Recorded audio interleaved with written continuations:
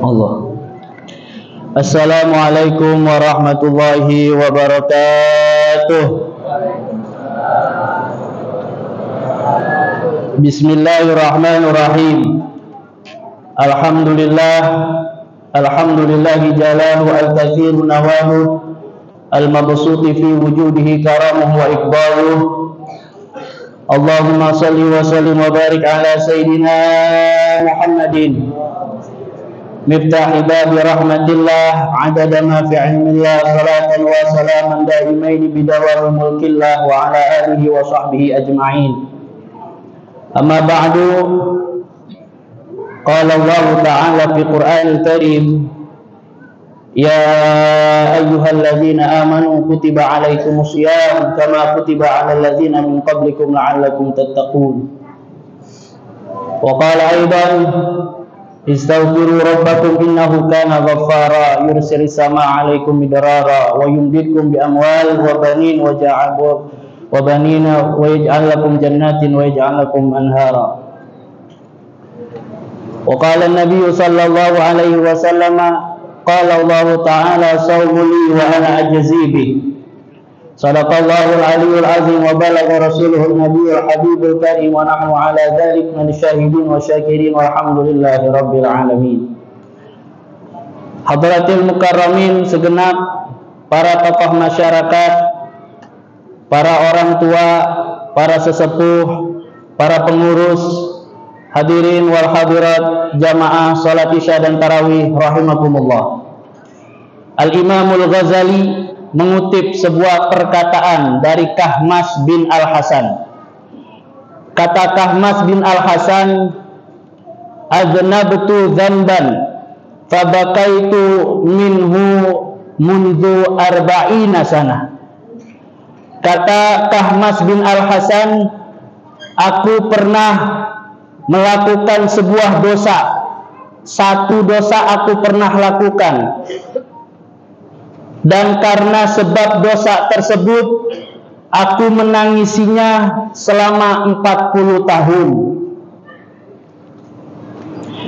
Ditanya, wa ma huwa ya Aba Abdillah, emangnya dosa apa yang kau lakukan wahai Abu Abdullah sehingga kau menangisinya selama 40 tahun? Satu dosa tapi ditangisi selama 40 tahun. Maka kata Kahmas bin Al-Hasan, zarani akhun fillah, aku pernah dikunjungi oleh seorang sahabat. Fashtaraitu lahu samakan, maka aku berikan dia, aku jamu dia dengan ikan yang kugoreng. Jadi setidaknya kita menjamu tamu, orang datang ke rumah kita, hendaklah kita mempersiapkan minimal, kalau orang kita kopi keluar, teh keluar. Ini Kahmas bin Al-Hasan menghidangkan seekor ikan. Kemudian summa qumtu, kemudian aku berdiri. Untuk apa? Aku mengambil dari butiran-butiran pasir yang ada di pagar tetanggaku.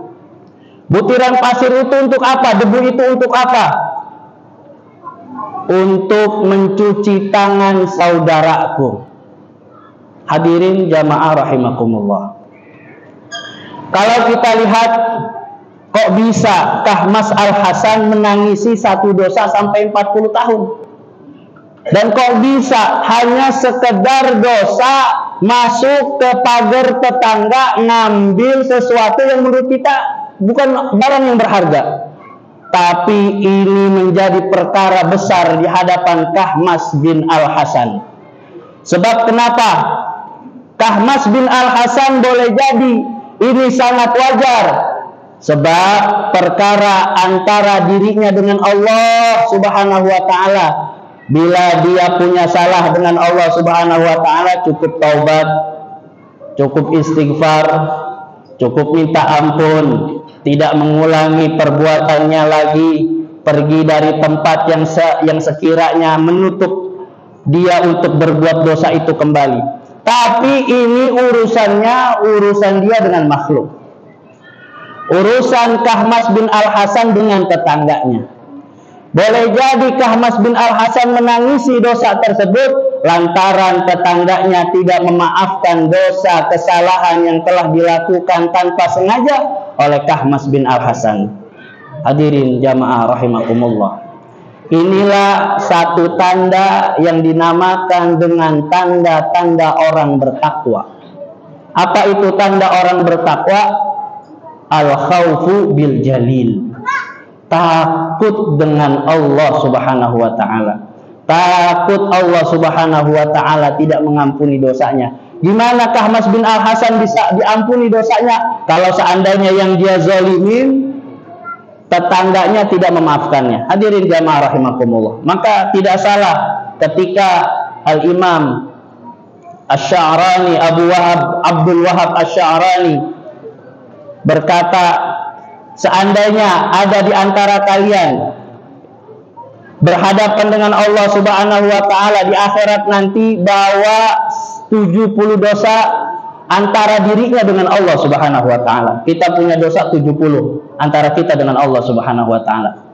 Kata Imam Abdul Wahab Asy-Sya'rani, itu masih lebih baik ketimbang kamu bawa satu dosa antara dirimu dengan makhluknya Allah Subhanahu wa ta'ala. Sebab nanti perkara kita dengan makhluk harus minta maaf terlebih dahulu, harus dapat ridho terlebih dahulu.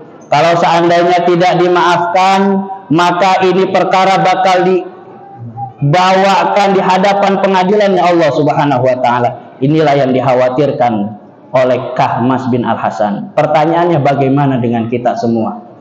Berapa banyak dosa yang telah kita lakukan dan kita lupa dengan dosa tersebut? Berapa banyak dosa yang kita lakukan tapi kita tidak pernah mengistighfarinya? Berapa banyak dosa yang kita lakukan tapi kita tidak banyak beristighfar kepadanya? Hadirin yang dimuliakan oleh Allah Subhanahu wa ta'ala. Tentu mungkin ada di antara kita yang lupa 1, 2, 3 dosa. Tapi jangan sampai dosa-dosa itu kita lupakan sama sekali di hadapan diri kita kepada Allah Subhanahu wa ta'ala. Ini yang menjadi bahaya.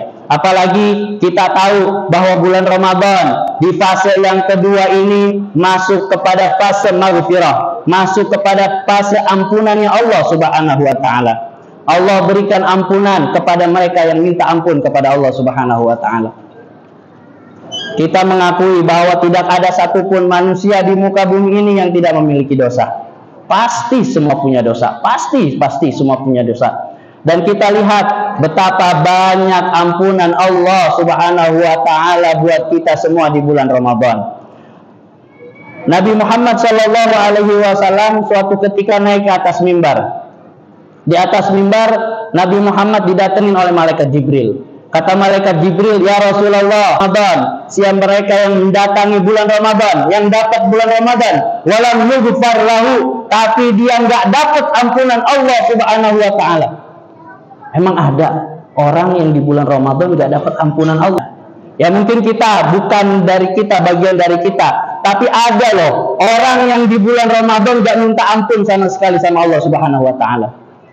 Ada di antara mereka yang apa? Yang jelas terang-terangan di siang hari tanpa uzur syar'i, tanpa halangan sedikit pun, dia makan di depan umum, dia merokok di depan umum, seolah-olah dia ingin menantang Allah Subhanahu wa ta'ala. Apalagi kalau bukan menantang Allah Subhanahu wa ta'ala. Makan yang dia makan adalah rezeki dari Allah. Nikmat yang dia gunakan adalah nikmatnya Allah. Bumi yang dia injak adalah buminya Allah Subhanahu wa ta'ala.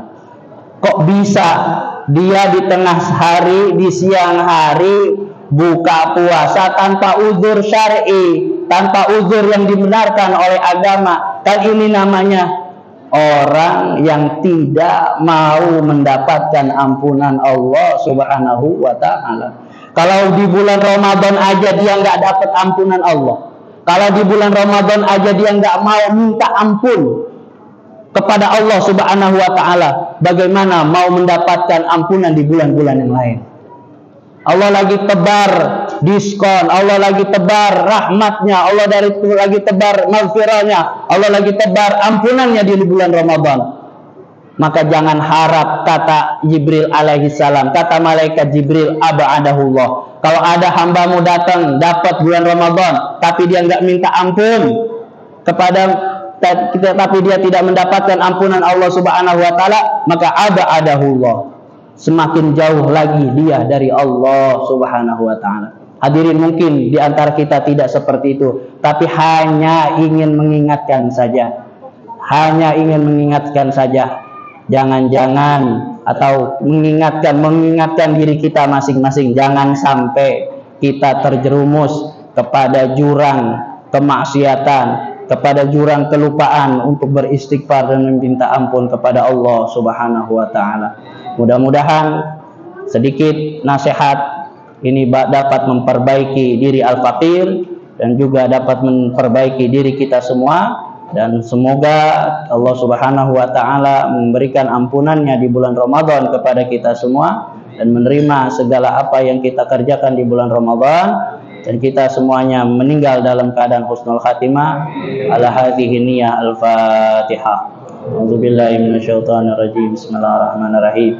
Alhamdulillahirabbil alamin arrahmanir rahim maliki yaumiddin.